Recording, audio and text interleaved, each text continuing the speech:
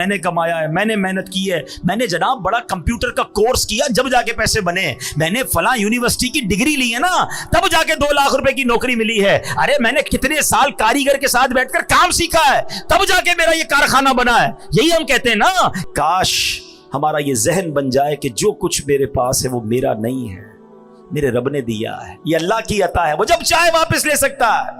ارے کچھ میں نے نہیں کیا ہے, یہ سب میرے اللہ نے دیا ہے, سب میرے مالک کا احسان ہے. میں بھی بھیک مانگنے والا ہو سکتا تھا, میں بھی روڈ پر سونے والا ہو سکتا تھا, میں بھی جناب پھٹے پرانے کپڑے پہن کر بازاروں میں گھومنے والا ہو سکتا تھا. اگر آج سواری دی ہے تو رب نے دی ہے, آج گھر دیا ہے تو رب نے دیا ہے, آج اولاد دی ہے تو رب نے دی ہے. ارے ان بیچارے غریبوں کی تو شادیاں بھی نہیں ہوتی ہیں. آج میرے اور آپ کے پاس فیملی ہے نا, بیوی ہے, بچے ہیں, شکر ادا کرو کیونکہ رب نے عزت دی تو شادی ہوئی نا. یہی نہ ہوتی تو کیسے کر رشتہ ہوتا. کئی غریب ہے بیچارے, روڈوں پہ سوتے ہیں, کھانے کو کچھ نہیں, کچرا اٹھاتے ہیں, کون شادی کرتا ہے ان سے, فیملی بھی نہیں بن پاتی ان کی.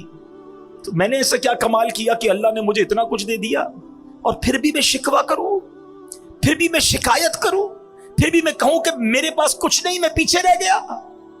کبھی شکوہ نہ کرنا اور کبھی اترانا نہیں. جو دیا ہے رب نے دیا ہے, میرا کچھ نہیں ہے, اللہ نے دیا. یہ ذہن بنا لو میرے پیارے اسلامی بھائیوں. اور پھر اگر مال کا حق ادا کرنا ہے نا تو پھر اللہ کی راہ میں خرچ کرو. جب ہے ہی اللہ کا, جب ہم یہ مان لیں گے, یہ سمجھ لیں گے یہ رب کا ہے, اللہ نے دیا ہے, تو پھر خرچ کرنا بھاری نہیں ہو جائے گا. پیسے والے تو بڑے آئے, لوگ کہتے ہیں پیسے والا ہونا چاہیے. ارے پیسے والا قارون بھی تھا اور پیسے والے عثمان غنی بھی تھے. اللہ قارونی مال نہ دے, عثمانی مال عطا فرما. اللہ سے دعا مانگا کرو, یا اللہ پیسے دے دے, نہیں یہ نہ کہا کرو, اے اللہ مال دے تو تیری راہ میں خرچ کرنے کا دل بھی عطا فرما, مال دے تو عثمانی مال عطا فرما. میں کئی بار سنتا رہتا تھا, پڑھا بھی تھا کہ حضرت عثمان غنی کے مال میں اللہ نے کتنی برکت دی. پتہ ہے کیا کرتے تھے وہ؟ ہر بار خرچ کر دیتے تھے اللہ کی راہ میں, دل کھول کر خرچ کرتے. اللہ نے برکت کیسی ڈالی. آپ دنیا سے چلے گئے, آپ کے باغ رہ گئے, آپ کے کنویں رہ گئے. حضرت عثمان کا باغ آج بھی مدینے میں موجود ہے, کنواں بھی موجود ہے, اور پراپرٹیز بھی ہیں. تو گورنمنٹ نے کیا کیا کہ ایک وقف عثمان بنا دیا. جتنے پیسے اس باغ سے, ان پراپرٹی سے آتے ہیں, اس سے وہ غریبوں کی مدد کرتے ہیں. مجھے بتایا کسی نے ریسنٹلی کہ مدینے شریف میں ایک ہوٹل ہے, 5 اسٹار یا 4 اسٹار ہوٹل ہے, اس کا نام ہی وقف عثمان ہوٹل ہے. حضرت عثمان کے اکاؤنٹ سے اتنے پیسے جمع ہو گئے کہ ایک ہوٹل بنا دیا گیا ہے, اور اس ہوٹل میں جتنے حاضرین رہیں گے, زائرین رہیں گے, وہ پیسے جمع ہوں گے, وہ بھی وقف عثمان پہ خرچ ہوتے رہیں گے. میں سوچنے لگا اللہ اکبر, حضرت عثمان غنی کا ثواب تو سوچو, وہ آج مزار میں ہیں مگر 1450 سال ہو گئے صدقہ ان کا جاری ہے. مال بہت سو کے پاس آیا جناب. آج کل فہرست آتی ہے, world number 1, world number 2, world number 3. ارے کیا کرنا اس مال کو جو غرق کر دے انسان کو. مال ملے تو اللہ عثمان غنی کے مال کا صدقہ عطا فرما. قارون کے پاس کیا تھا, کتنا مال تھا آپ کو پتا ہے؟ یعنی خزانہ کتنا تھا, خزانہ نہیں, خزانے کی چابیاں جو قارون کی تھی نا, وہ اونٹوں پر لادی جاتی تھی, صرف چابیاں. تو سوچو خزانہ کتنا ہوگا. اسی مال کی آفت کیسی اس پر غالب ہوئی کہ حضرت موسیٰ علیہ السلام کی گستاخی کی, اللہ پاک کے احکام کی نافرمانی کی. قارون کا پرابلم پتہ ہے کیا تھا؟ اس کو اتنا مال تھا کہ حضرت موسیٰ نے اس کو زکوٰۃ کا جب حکم دیا نا, تو اس زمانے پتہ ہے زکوٰۃ کتنی تھی؟ 1000 پر 1 روپیہ.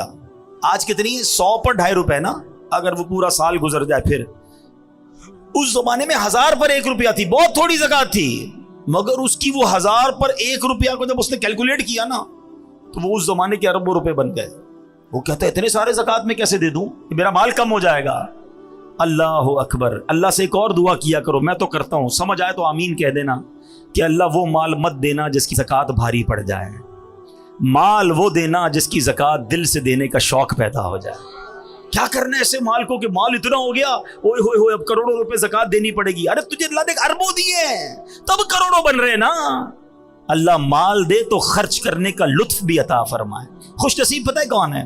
ہاں, یہ بات شاید بہت سو کو سمجھ نہیں آئے گی. 2-4 ہزار زکوٰۃ بنے, 1-2 لاکھ زکوٰۃ بنے, وہ نکل جاتی ہے. جب زکوٰۃ کروڑوں میں بن جائے نا, پھر یہاں بوجھ شروع ہو جاتا ہے. اللہ اس بوجھ سے بچائے. مزہ خوش نصیب پتہ ہے کون ہے؟ کہ جب بھی وہ اللہ کی راہ میں خرچ کرے نا, اس کے دل میں خوشی داخل ہو, وہ مزہ کرے, انجوائے کرے. وہ समझ ले अच्छा आदमी है। मजा आ रहा है ना? तुम्हें अल्लाह की राह में खर्च करके फिक्र नहीं हो रही, टेंशन नहीं हो रही, बोझ फील नहीं हो रहा, समझ लो दिल में मामला ठीक है। लेकिन जैसे ही मैं किसी गरीब की मदद करता हूँ, मस्जिद में देता हूँ, अल्लाह की राह में खर्च करता हूँ और इधर तकलीफ शुरू हो जाती है ना, समझ लो देयर इज समथिंग रॉन्ग, गड़बड़ है। अल्लाह का माल अल्लाह की राह में दे रहा हूँ, तकलीफ क्यों हो रही है? मुझे एक बात बताओ, आपके पास कोई बंदा कहे यार ये मेरे 1 लाख रुपए रखना, मैं बाद में ले लूंगा, और थोड़े दिनों बाद आपको फोन करे मैं बंदा भेज रहा हूं उसको 5,000 दे देना, तकलीफ होगी आपको? क्यों नहीं होगी भाई? उसी के हैं, लाख रुपए रखवाए हुए हैं, 5,000 मांग रहा है, तो तकलीफ किस बात की है? हमारे पास अल्लाह ने, मिसाल दे रहा हूं, मिसाल के तौर पर लाख रुपए रखवाए और 1 साल बाद 2,500 रुपए का हुक्म आता है कि 2.5% ज़कात दे दो, तकलीफ किस बात की है? तकलीफ पता है किस बात की? ये मेरे हैं। अगर जिस दिन तुमने मान लिया ना अल्लाह के हैं तो कोई तकलीफ नहीं होगी, अल्लाह तेरी राह में दे रहा हूं। अच्छा मजे की बात क्या है, अल्लाह की राह में देते हो, अल्लाह और बढ़ा देता है, अल्लाह ने वादा फरमाया और बढ़ा दूंगा। अच्छा फिर फितरा, उसको देने को प्रॉब्लम हो रही होती है लोगों को, कुर्बानी उसमें प्रॉब्लम हो रही है, अल्लाह का ही माल है भाई, और अल्लाह मल्टीप्लाई भी कर रहा है। मैं गारंटी देता हूं, मुझसे ना पूछे, किसी से भी पूछ लें, जो हलाल कमाता है और पूरी ज़कात देता है, हर साल अल्लाह उसकी ज़कात में इजाफा फरमा देता है।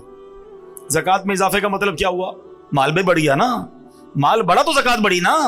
इसका मतलब ये तय है कि अल्लाह की राह में खर्च करने से माल कम नहीं होता। ये बस दिल का फतूर है कि देते वक्त पता नहीं क्यों प्रॉब्लम होती है। जिसको तकलीफ होती है ना वो अपने दिल का इलाज कर ले, यार ये मेरे दिल में इतनी खबासत है कि मेरे रब ने मुझे माल दिया और उसी की राह में खर्च करने पे मुझे प्रॉब्लम क्यों होती है? खुश हुआ करो। सच्ची बात यह है, मैंने कई साल पहले एक जुमला कहा था, दोबारा कह देता हूं, अल्लाह करे मेरे भी दिल में बैठ जाए, आपके भी दिल में बैठ जाए, कि जब भी अल्लाह की राह में खर्च किया करो ना, सजदा किया करो, शुक्र अदा किया करो, या अल्लाह तेरी मेहरबानी, तूने देने वाला बनाया, मांगने वाला नहीं बनाया। हाँ, ये रब की मेहरबानी। और जिस दिन तुम देने वाले, खुशी वाले बन गए ना, अल्लाह ये हाथ देने वाला ही रखेगा, कभी मांगने वाला नहीं बनाएगा, क्योंकि तुम्हें देने में खुशी हो रही है। प्रॉब्लम जिनको होती है ना, जिनको ज़कात बोझ फील होती है, वो अपना इलाज करे। तो कारून का यही प्रॉब्लम था, उसका नतीजा क्या निकला? कुरान कहता है फखसफना बिही व बिदारिहिल अर्द फमा कान लहू मिन फिअतिन यंसुरूनहु मिन दूनिल्लाह वमा कान मिनल मुंतसिरीन। कुरान कहता है तो हमने उसे और उसके घर को जमीन में धंसा दिया, तो उसके पास कोई जमात ना थी जो अल्लाह के मुकाबले में उसकी मदद करती, और ना वो खुद अपनी मदद कर सका। अब जरा गौर कीजिए। अच्छा, इसके अंदर एक और प्रॉब्लम पता है क्या थी? कुरान ही बताता है, क़ाल इन्नमा ऊतीतुहु अला इल्मिन इंदी।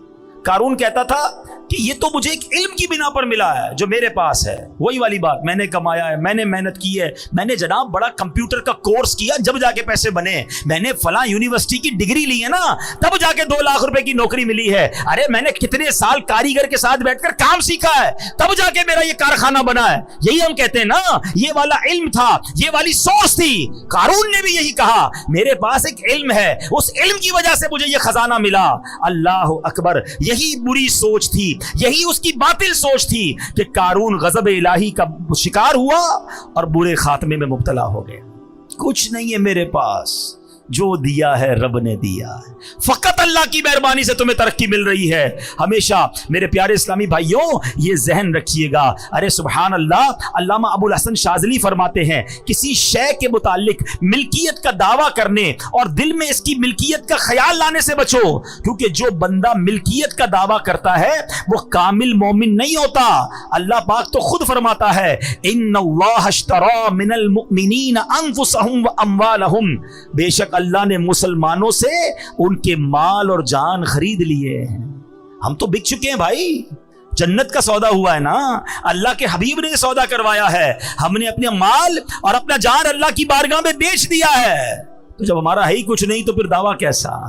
अल्लाह करे कि हमारा ये जहन बन जाए। अच्छा, एक और खूबसूरत बात, अभी जब मैं मिसाल दे रहा था कि कोई बंदा लाख रुपए हमारे पास रखवाए और 5,000 रुपए मांगे तो हमें क्या कहेगा? आपकी मेहरबानी, आपने 5,000 दे दिए, नहीं कहेगा ना, उसी के पैसे थे, उसने मांगे। मगर अल्लाह की शान देखो, माल दिया रब ने, एहसान किया रब ने, और अब जब हम अल्लाह की राह में खर्च करते हैं तो अल्लाह कुरान में क्या फरमाता है? सुभान अल्लाह, मेरे रब की शान करीमी देखो। अल्लाह कुरान में फरमाता है, मन दल्लज़ी युक़रिदुल्लाह क़र्ज़न हसना। है कोई जो अल्लाह को कर्ज़े हसन दे? ارے ذرا سوچے، یا اللہ تیرا مال ہے، ہماری کیا اوقات کہ تجھے قرض دیں؟ اللہ فرماتا ہے کوئی جو اللہ کو قرض حسن دے؟ فَيُضَاعِفَهُ لَهُ أَضْعَافًا كَثِيرًا، تو اللہ اس کے لیے بہت گنا بڑھا دے۔ وَاللَّهُ يَقْبِضُ وَيَبْسُطُ، اور اللہ تنگی اور کشائش یعنی کھول دیتا ہے۔ وَإِلَيْهِ تُرْجَعُونَ، اور تمہیں اسی کی طرف پھر جانا ہے۔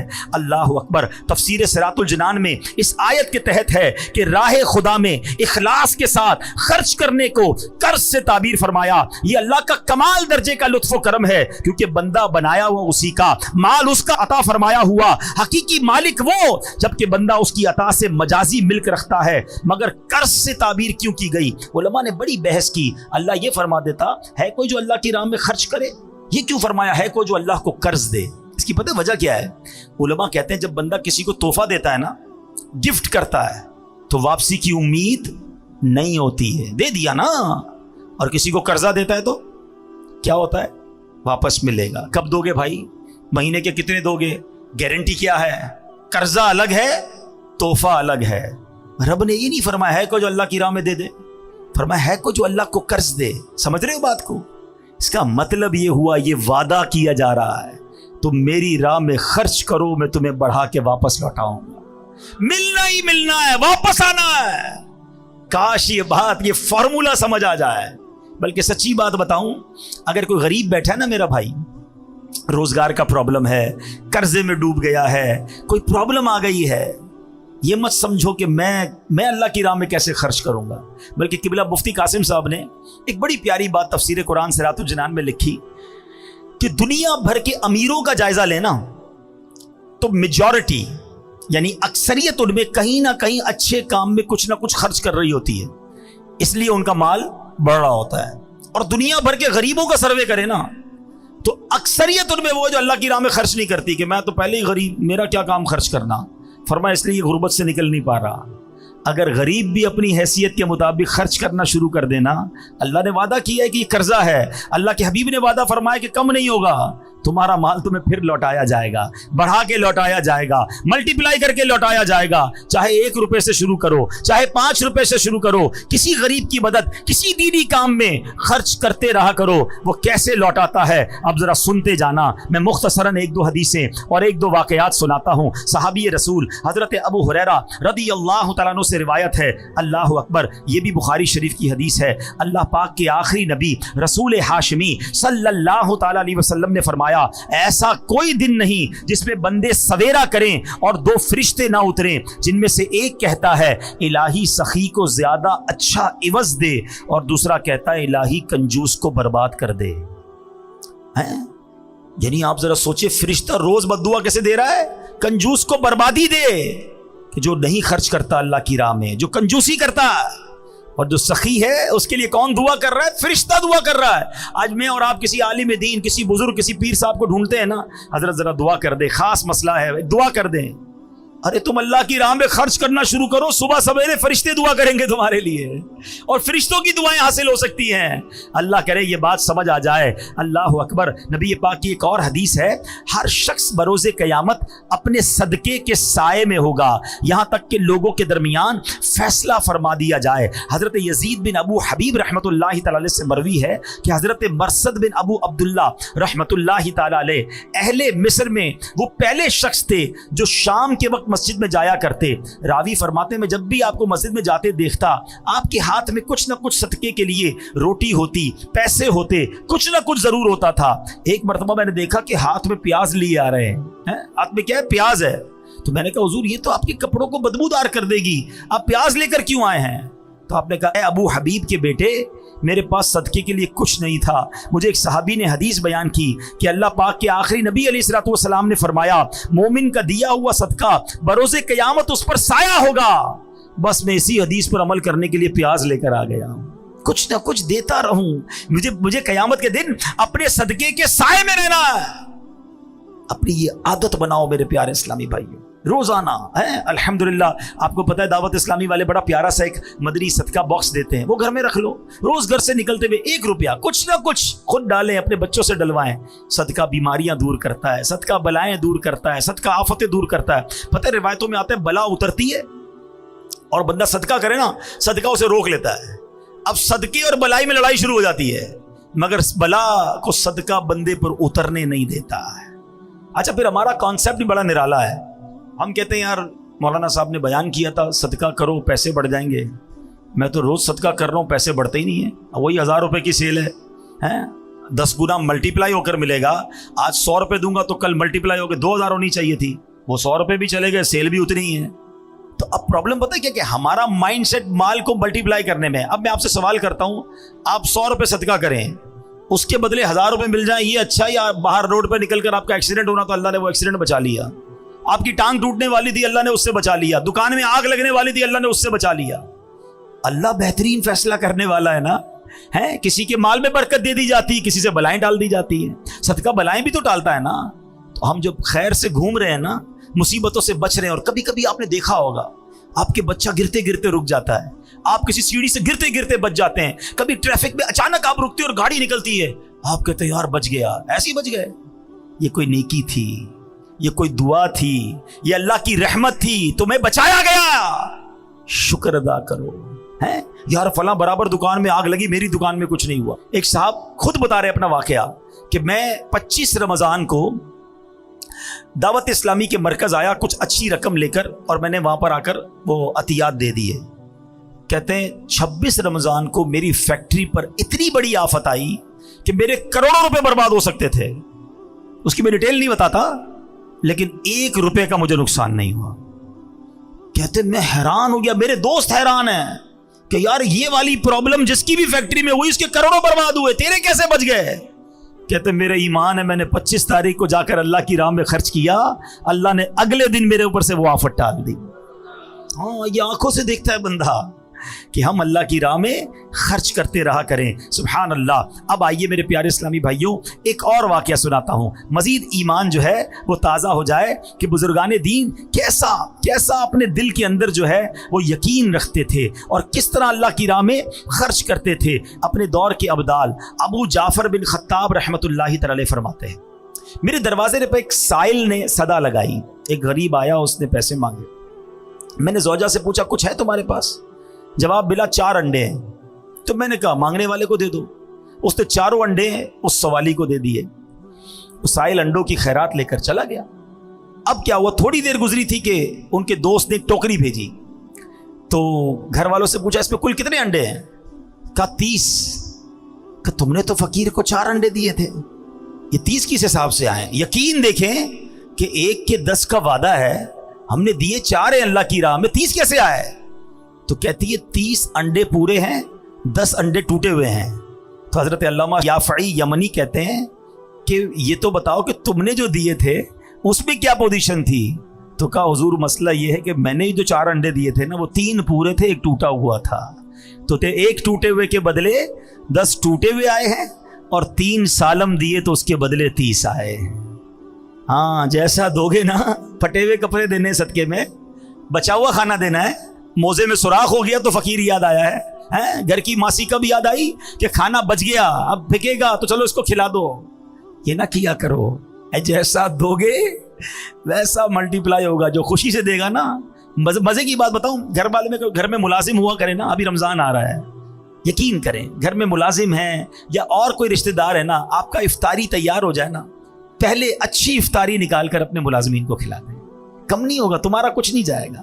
ایسا ہی جو آپ کے بچوں نے کھانا ہے نا, وہ کسی 4 کو نہیں کھلائیں, 1 کو کھلا دیں, مگر ایسا کھلاؤ جیسے تم اپنے بچوں کو کھلاتے ہو. پھر دیکھو کیسی برکت آئے گی, کیسا ملٹیپلائی ہوگا. خوشی سے دو نا. یہی مسئلہ ہمارا فطرے میں چل رہا ہے, سالوں سال سے چل رہا ہے. مجھے تو فارمولہ ہی آج تک سمجھ نہیں آیا ہے.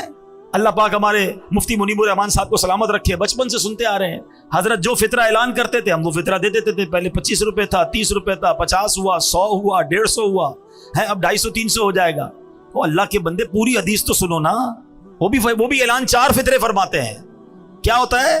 اب تو دعوت اسلامی کے مدنی مرکز سے بھی اعلان ہوتا ہے فطرے. حدیث پڑھو نا, حدیث میں نبی پاک نے 4 قسم کے فطرے بیان کیے, کشمش کا, جو کا, کھجور کا, اور پھر گندم کا.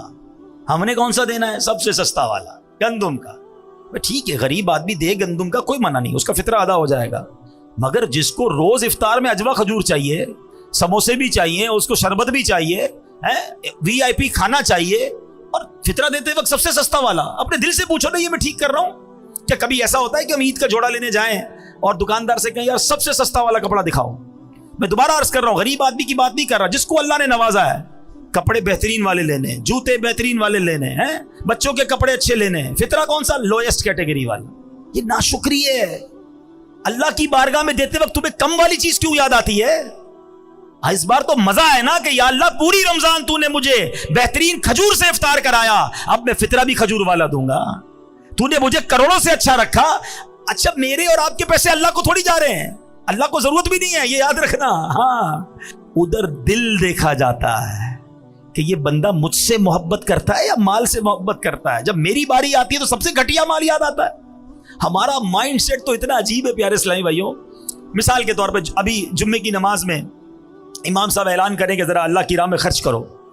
آپ کو جناب آج سخاوت کا جو ہے نا دریا جوش مار رہا ہے, چلو یار آج 100 روپے دے دیتے ہیں. آپ نے اپنا پرس نکالا, 100 روپے کے 2 نوٹ ہیں اس کے اندر, ایک کڑک والا ایک پرانا والا. سچ بتاؤ کون سا مسجد کے ڈبے میں ڈالتے ہو؟ پرانا والا. کیوں مطلب وجہ بتاؤ نا. کڑک والا 110 روپے کا نہیں ہے, وہ بھی 100 روپے کا ہے. نیا میرے پاس رہ جائے, یہ پرانا والا اللہ کی راہ میں چلا جائے. اس سے چیک کر لو, اپنا پیرامیٹر چیک کر لو کہ جب بھی اللہ کی بارگاہ میں دینے کی باری آتی ہے نا, مجھے پرانی گھٹیا پھینکنے والی چیز کیوں یاد آتی ہے؟ کھانا بچ گیا تو اللہ کے نام پہ یاد آئے گا, ارے بھائی اچھا کھانا بھی کھلا دو نا. کپڑے پرانے ہو گئے تب کوئی فقیر یاد آئے گا.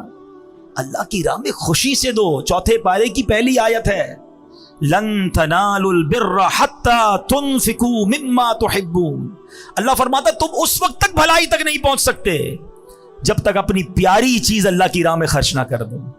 اچھا جب صحابہ نے یہ آیت سنی نا, کوئی آتا کہتا حضور یہ باغ ہے نا, میری ساری پراپرٹی میں یہ باغ مجھے بڑا پسند ہے, یہ اللہ کی راہ میں دیتا ہوں. حضور میرے سارے مال میں یہ گھوڑا مجھے بڑا پسند ہے, میں یہ اللہ کی راہ میں دیتا ہوں. جو بیسٹ پسند تھا نا وہ دیا کرتے. ہمیں جو پسند نہیں ہے وہ اللہ کی راہ میں بانٹنا ہے. کتنا فرق ہے. کیسے ہوگا مجھے بتاؤ نا, مسئلہ حل کیسے ہوگا؟ خوشی کے ساتھ بیسٹ اللہ کی راہ میں دو اور دل سے دو. اچھا بعض اوقات پتہ ہے کچھ لوگ کیا کہتے ہیں, یار جو مجھے پسند ہے نا وہ ایک ہی ہے, میرے پاس وہ چیز ایک ہی ہے, وہ دے دوں گا تو چلی جائے گی. تمہارے پاس ایک ہے نا, میرے اللہ کے پاس ایک تھوڑی ہے. تم دو, اللہ تمہیں اس سے اچھی عطا فرما دے گا نا. تو صحابہ کرام تو ایسے تھے کہ بہترین چیز خرچ کرتے تھے. ہم کیا کرتے ہیں؟ بلکہ ہمارا تو ایسا عجیب مائنڈ سیٹ ہے, کسی کے 4 بچے ہو نا, ایک بچہ بڑا ہوشیار, سبق پورا یاد کرتا ہے, اس کو ڈاکٹر بنائیں گے. دوسرا بچہ گھر کے کھلونے بھی خود ٹھیک کر لیتا ہے, بڑا دماغ ٹیکنیکل ہے, اس کو انجینئر بنائیں گے. تیسرا بچہ حساب کتاب میں بڑا تیز ہے, اس کو اکاؤنٹنٹ بنائیں گے. چوتھا بچہ بہت شرارتی, کچھ بھی یاد نہیں کرتا, بلکہ زبان بھی اس کی توتلی ہے, صحیح بات بھی سمجھتا نہیں ہے, اس کو مدرسے میں ڈال دیتے ہیں. یار آپ سوچو یار یہ کیا ہو رہا ہے. یعنی ہمارے گھر میں جو بچہ ہمارے کام کا نہیں وہ اللہ کی راہ میں دینا ہے. یہ بہت بڑی عجیب بات ہے. سچ بتاؤں, گھر کا بہترین بچہ عالم دین بناؤ. ہاں ایسا بچہ جو ذہین ہونا, یار اس کو مفتی بناؤں گا, یہ پوری دنیا میں جا کے دین کا ڈنکا بجائے گا. ہم کہتے ہیں ہمارے علماء آؤٹ ڈیٹڈ ہیں, ہمارے علماء اس طرح بات نہیں کرتے جس طرح لوگوں کو بات کرنی چاہیے. اور علماء بنانے کے لیے بچے کون سے دے رہے ہو؟ دو نا اپنے خاندان کا بہترین بچہ کہ جو عالم بن کر پوری دنیا میں دین کا ڈنکا بجائے, تب مزہ آئے گا نا. آپ را مٹیریل کون سا دیتے ہو مدرسے میں؟ تو یہ عجب ذہن بن گیا ہے.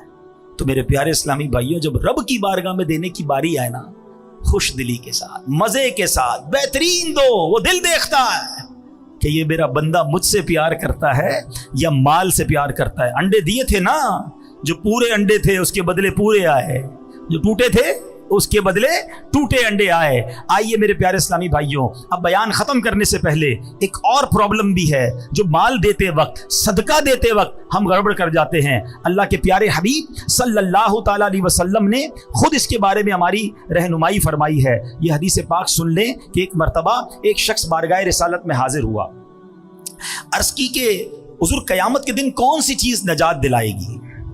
اللہ کے حبیب علیہ السلام نے فرمایا اللہ پاک کے ساتھ بد دیانتی نہ کرنا. تو اس نے کہا حضور اللہ پاک کے ساتھ بندہ کیسے بد دیانتی کر سکتا ہے؟ اللہ یعنی ہماری عام سی زبان میں اللہ سے بے ایمانی کیسے ہو سکتی ہے؟ اللہ سے بد دیانتی کیسے ہو سکتی ہے؟ تو پیارے آقا علیہ السلام نے فرمایا کہ تم اللہ پاک اور اس کے رسول کی فرما برداری والا کام غیر اللہ کو راضی کرنے کے لیے کرو, یہ ہے بد دیانتی. پس ریاکاری سے بچتے رہو کیونکہ ریاکاری شرک اصغر ہے اور قیامت کے دن ریاکار کو 4 ناموں سے پکارا جائے گا. اے بدکار، اے دھوکے باز، اے کافر، اے نقصان اٹھانے والے، تیرا عمل خراب ہوا، تیرا اجر برباد ہوا، آج تیرے لیے کوئی حصہ نہیں. اے دھوکہ دینے کی کوشش کرنے والے، اپنا ثواب اس کے پاس تلاش کر جس کے لیے عمل کیا کرتا تھا. یہ بڑا مسئلہ ہے. اول تو نیکی ہوتی نہیں، نیکی ہو جائے تو چھپتی نہیں، بے چینی شروع ہو جاتی ہے. پتہ تو چلے نا ماں بدولت نے اتنے پیسے دیے ہیں، ذرا امام صاحب نام لے کے اعلان کریں نا. وہ پہلے زمانے میں کیا ہوتا تھا کہ بھائی وہ اخبار میں تصویر کھنچواتے تھے، بڑا مشکل ہوتا تھا، بڑے بڑے لوگوں کی آتی تھی. اب تو ہر بندے کے اپنا اخبار ہے. پہلے کہتے نیکی کر دریا میں ڈال، اب نیکی کر سوشل میڈیا پہ ڈال. ہر چیز ویڈیو بنانی ہے، ہر چیز کی تصویر بنانی، ہر چیز لوگوں کو بتانی کہ اتنا صدقہ دیا، اتنا خیرات دیا. وہ ابھی رمضان آئے گا، پہلے بھی ہوا تھا کہ راشن کا 1 بورا ہوتا تھا، وہ غریب کو 1 بورا 5 بندے مل کے دے رہے ہیں، سب سیلفی بنا رہے ہیں، دیکھو اس غریب کی ہم نے مدد کی ہے. اس کے دل پر کیا گزرتی ہوگی؟ نہ کرو ایسا. احسان نہیں جتانا ہے. میں نے شروع میں بتایا میرا اور آپ کا جو ہے ہی کچھ نہیں، تو احسان کس بات کا جتانا؟ تو یہ ریاکاری جو ہے نا، یہ بڑا خطرناک وار ہے شیطان کا. اور صرف یہ صدقہ خیرات میں ہی، نماز والے کو بھی ریاکاری آتی ہے. میں تہجد پڑھتا ہوں، میں تو 5 ٹائم نماز با جماعت پڑھتا ہوں، کیوں بتانا ہے بھائی لوگوں کو؟ تہجد تو اکیلے میں پڑھی جاتی ہے، آپ دنیا کو بتا رہے ہیں. ٹھیک ہے نا؟ ایسی ہر روزے دار، رجب شعبان رمضان کے میں روزے رکھتا ہوں. کس نے پوچھا آپ سے بھائی؟ روزہ تو ہے ہی ایسی عبادت جب تک بتائے نہ پتہ نہیں چلتی، مگر ہمیں پیٹ میں درد شروع ہو جاتا ہے میں نے روزہ رکھا ہے، سامنے والے کو کیوں نہیں پتا؟ چیک کرو اپنا دل.